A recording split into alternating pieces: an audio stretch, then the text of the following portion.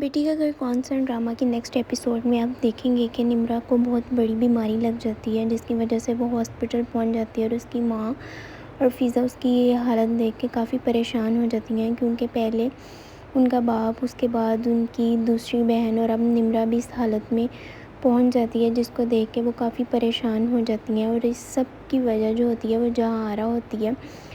اور اس سب کے بعد جو اسامہ ہوتا ہے وہ نمرا سے شادی کرنے پر ہی بضد ہوتا ہے، کیونکہ وہ اسے نمرا بہت پسند ہوتی ہے اور آہستہ آہستہ اسے نمرا سے بھی محبت ہو جاتی ہے۔ پہلے علی کی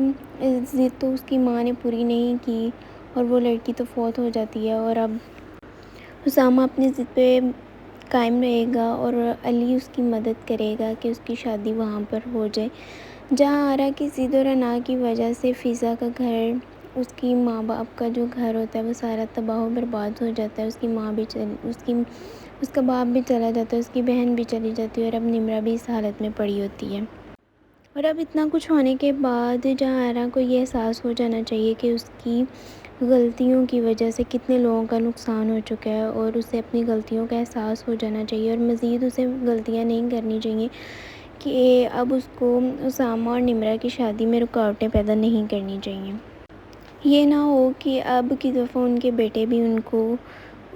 کو ان کے حال پر چھوڑ جائیں اور ان کو پوچھنے والا کوئی بھی نہ ہو، اور وہ بالکل اکیلی اور تنہا زندگی گزارنے پر مجبور ہو جائیں،